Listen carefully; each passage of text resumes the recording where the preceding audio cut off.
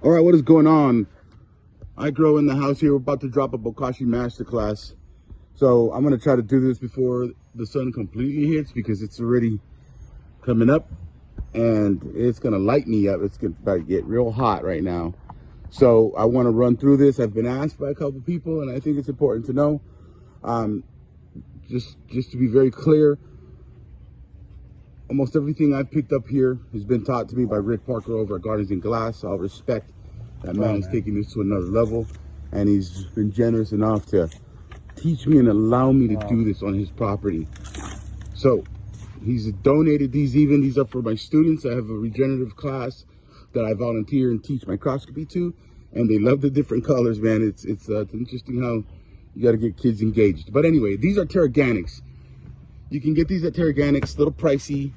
Definitely the favorite in the household as well. My girl doesn't mind these at all. These are the only ones allowed in the house. They've got a little diaphragm, okay? And what we're gonna do, it's got holes at the bottom, and it's got a spigot there to drain the Bokashi leachate out. So I'll be quick about this. We're gonna do the standard version, and then I'm gonna take it to just a whole nother level of Bokashi. So here I have my food scraps, and this is my Bokashi. I make this with mushrooms. Do a lot with mushrooms. And this is the whole process, the same process you would with your grains. You got to dry it out. You don't have to dry it out. That's another thing, guys. You can, like right now, I'm not making Bokashi in Florida because it's too humid. So to dry anything out will take forever.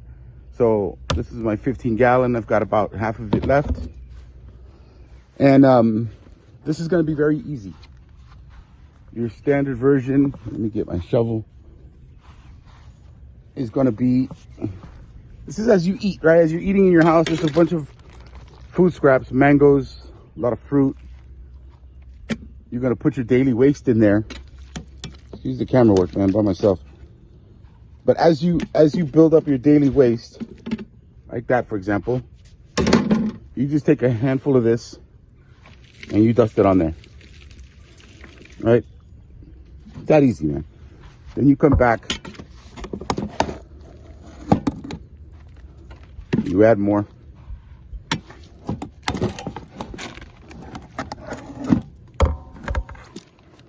And I don't think I need to follow through on this. That's all you're gonna do. Dust it in. The moisture from the fruits and your food scraps, they're going to activate this Bokashi. So Bokashi is dry. The moisture from that is going to set it off. It's going to light it up, wake it up. It's going to wake up the biology. Let me try to use proper terminology here. This is another bin that I use. This is by SCD Probiotic Technologies. And this one is, I believe it's a 3-gallon. Stick it here. Open this way, drain your leachate.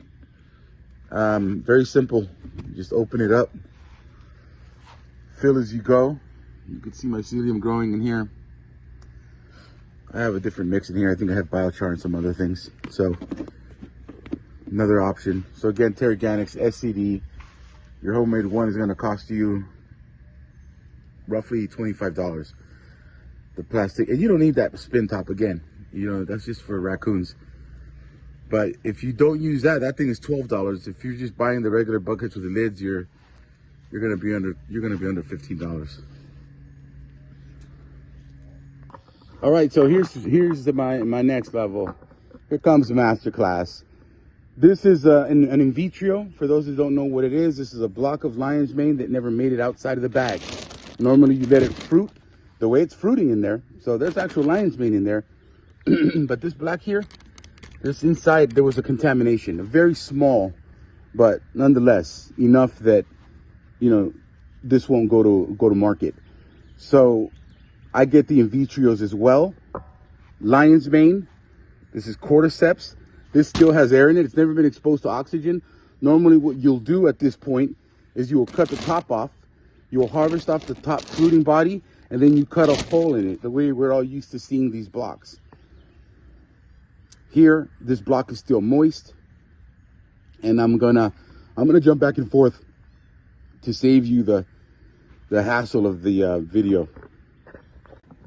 Okay, out of the bag again, lion's mane and cordyceps. Can you imagine just understanding how beneficial that is for us?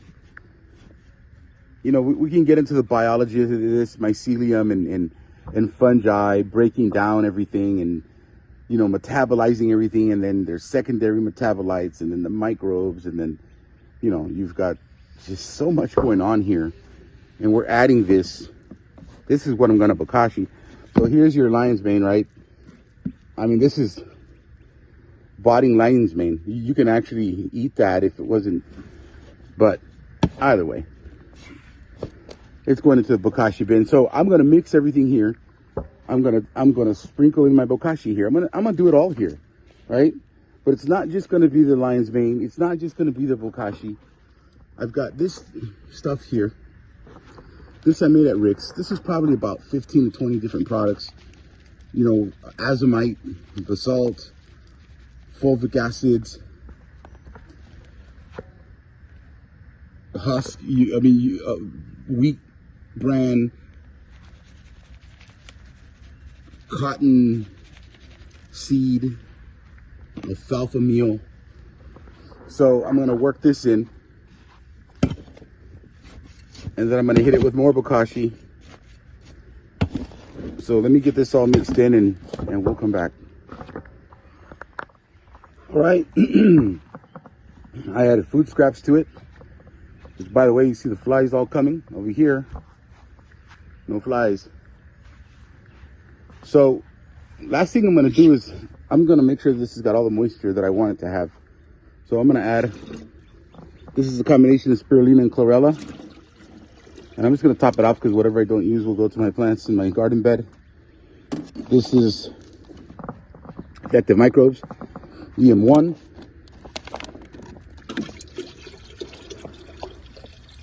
Let's give that a good shot. And this is how you make Bokashi anyway, with EM1, for those who know.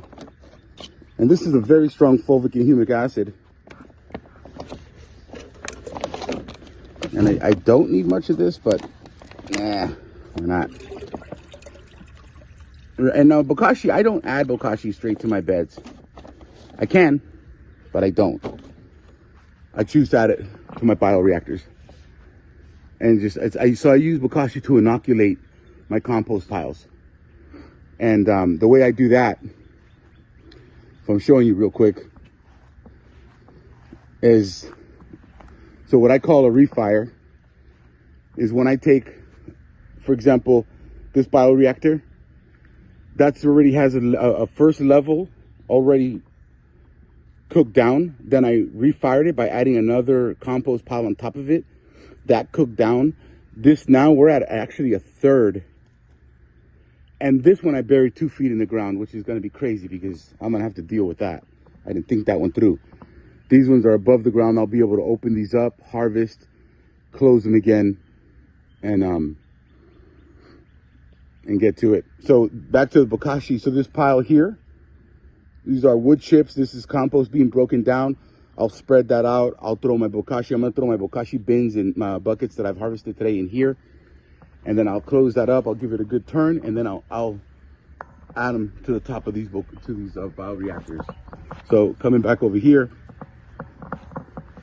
I'm mixing all this in. So as it stands, we're sitting with food scraps. And now we've got biologists just rocking this up. And I don't care about moisture. I want that leachate. So by the time this leaches out to the bottom, and another thing I do that I learned from Rick is when I harvest the leachate, look at this leachate here, this is going to go into my compost piles, is that I bring that leachate from this bin back into it, or I will switch leachates, take one from this one when it's ready, push it into here and vice versa, and keep moving that biology, keep pumping biology, diverse biology. Every bin is going to have some type of different microbe in it. What's happening here? We got Bokashi leachate, Gaia Green minerals. Gaia Green minerals. What we're trying to do with the leachate is absorb the minerals to make them more readily available for the microbes. So they've been in here about a week. Nice. So what we're going to do with this is we're going to put it in this little crab shell mixture I got here.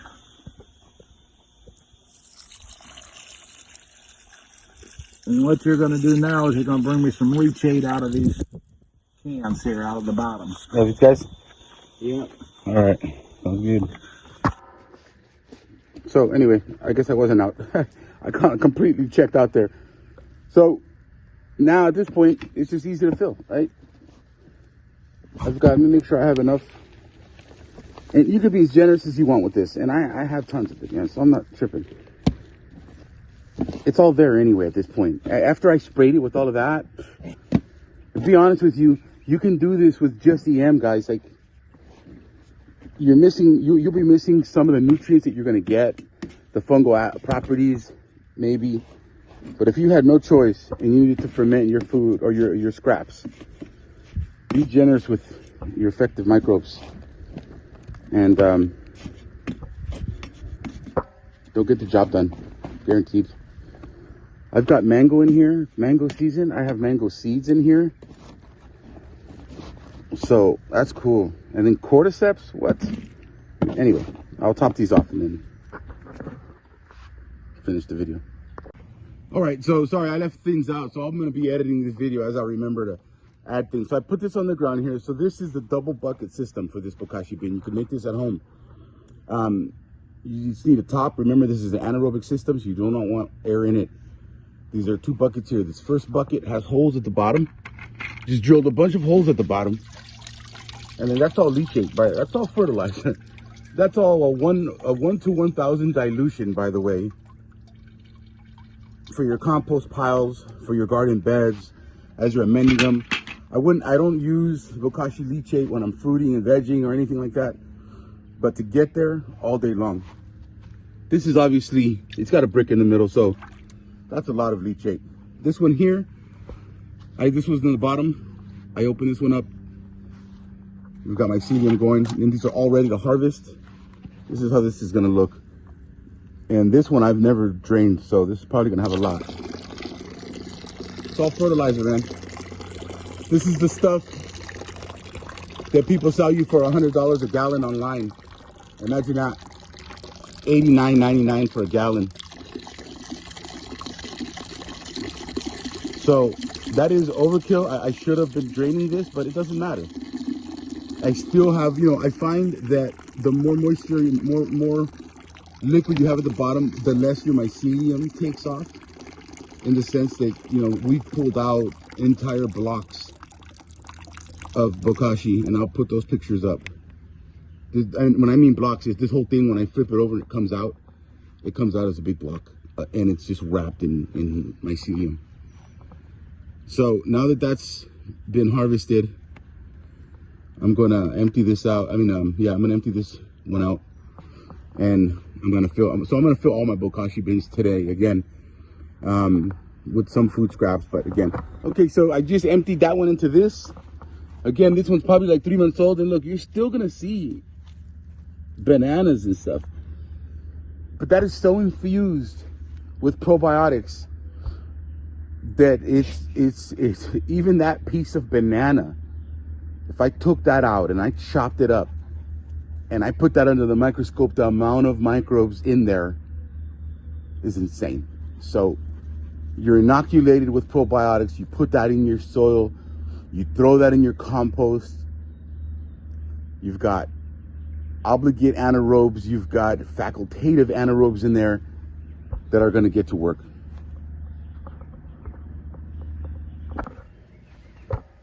All right, so there's my final producto, my final product. So the thing I love about these Terraganic ones, and personally they're my favorite, although they're small, but they're like little nutrient bombs for my compost, is this little diaphragm here. I don't know if that's what it's called, what I'm calling it. So again, this is what really makes this super house friendly. Because again, this whole thing that Bokashi doesn't have a smell is nonsense. It does. It smells like something. It doesn't stink. There's a smell to it though. And unless you have it covered up correctly, you can always add carbon to the top. And as a matter of fact, if you add a cap of mushrooms on the top, it's another way to keep those odors down. It's, something else that I've picked up from Gardens and Glass is the Bokashis mushrooms are great for suppressing any type of odor, as well as biochar. So why not use them both? That's a wrap, man. Anybody has any questions? I'm sorry for the video being a little crazy, but I'm out here holding this up on my own. And let me get this cleaned up because it's about to start heating up. It's already hot, by the way. I came out here at 7:30 a.m. and it's hot. So any questions, drop it in the comments. And let's Bokashi something else. I mean, I've got tons of stuff. And by the way, as far as the biology, I don't expect everyone to have spirulina.